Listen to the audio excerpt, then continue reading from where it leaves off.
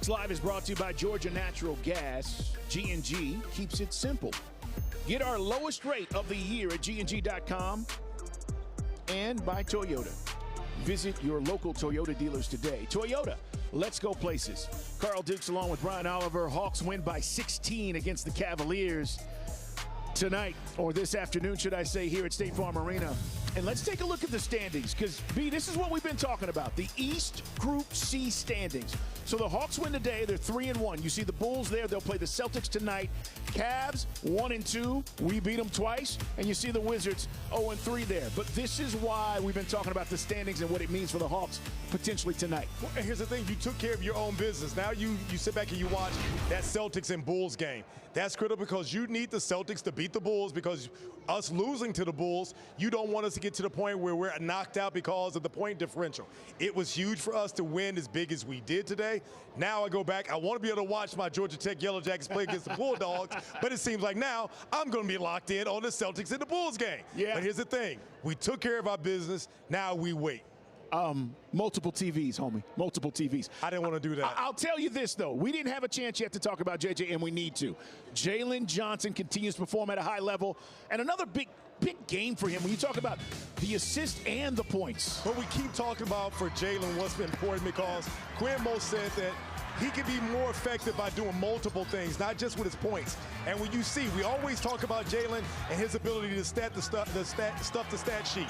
20 points, 9 rebounds, 7 dimes. Their level of efficiency, and that's the thing that you need from him, because as a guy that can control getting out in the paint, he can give you that point, that big power forward that can play the point and be a playmaker. It is huge in what he's been doing, because you're seeing the level of consistency night in and night out. It's huge because, again, for the Hawks, you got multiple weapons, and it makes Trae Young's game that much easier. No doubt. 20 points, 9 rebounds. He's a 20-20 guy right now. That's just where he is and what he's averaging. All right, we got a lot more to get to, including what Quinn Snyder had to say. But this backdoor cut by Reese, I say. Ooh la la.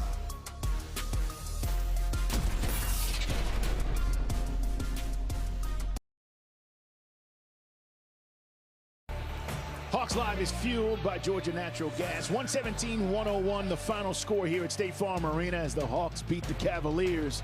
And it's time to hear from none other than Trae Young, Georgia Natural Gas press conference. I just think it shows that we're getting better. I mean, I think one of the main things about being a really good defense is being consistent with it. And these last 2 games, although in moments we weren't, for the most part we've been consistent with our defense, and our offense has just followed, whether it was at the beginning or middle or end of the game, it found its way at some point in the game, our offense. So if we just keep focusing on that defensive end, our offense is going to click eventually from beginning to end, and it will look really, really well.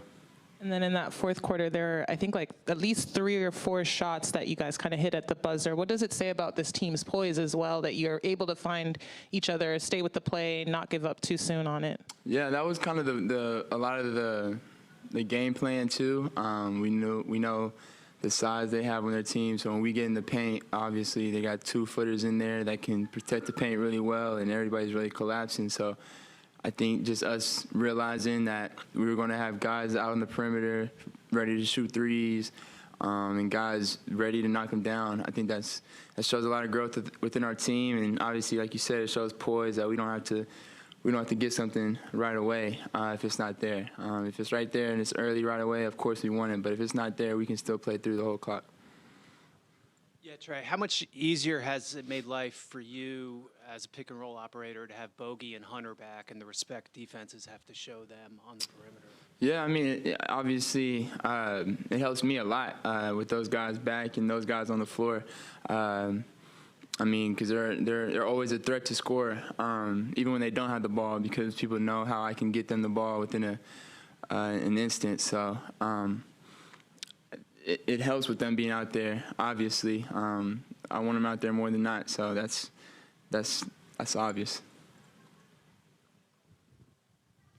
Hey, Trae, a quick question. I was talking to Coach about this as well. How can you guys be more consistent with the active defense and kind of playing downhill? Because it seemed like this team is spectacular when you play that way. And second thing, what do you think about the growth of Jalen Johnson and his play? Yeah, I mean, to your first question, yeah, that's obviously what we want to do. We want to play fast, play downhill. And, I mean, we've been doing that these last 2 games. Obviously, every night it's not going to be the same. Defenses bring different tendencies and things like that. So, but this team obviously gave us a lot of chances to play out in transition and play fast, but also have some threes if guys looked out on the perimeter when we did get in the paint because everybody would collapse. So that was a big thing tonight, and it's going to change game to game on that side. But, I mean, Jalen's been playing really well this year. We just got to keep continuing to help him around him. He can't do it by himself, and we got to help him rebound. I mean, and when he's driving downhill, making plays and getting everybody the ball, he's dangerous that way too. So I just want him to continue to be aggressive, not be satisfied with how he's playing right now, because he can continue to play like this and even at a higher level. So it's great to see how he's gotten better and how much he's grown, and trust me, he's gonna get better too. Do you see this as a statement game for you guys in the sense that there was a lot of interest in how the Cavaliers would respond having, another opportunity only 2 days after getting beat at home against you?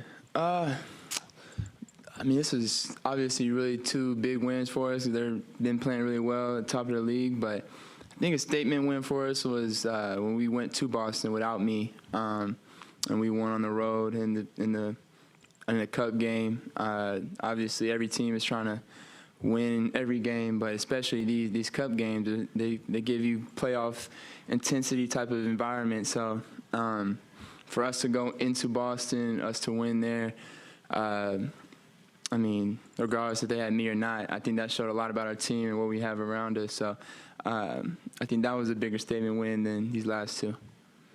Trey, you've also Trae Young speaking to the media there. Another 11 assists for him. And as you see Hunter knock down one of his 4 3-pointers as the Hawks win by 16, 117-101. We're coming back with more Hawks Live.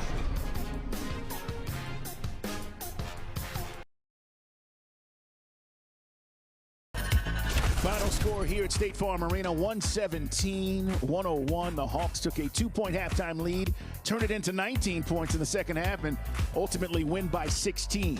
Now they sit back and wait to see what happens tonight between the Celtics and the Bulls as Cup play continues. But the Hawks have handled their business twice against the Cavs. They're back at it tomorrow against Charlotte right here on the FanDuel Sports Network. For Brian Oliver, I'm Carl Dukes. Thanks for joining us, everybody.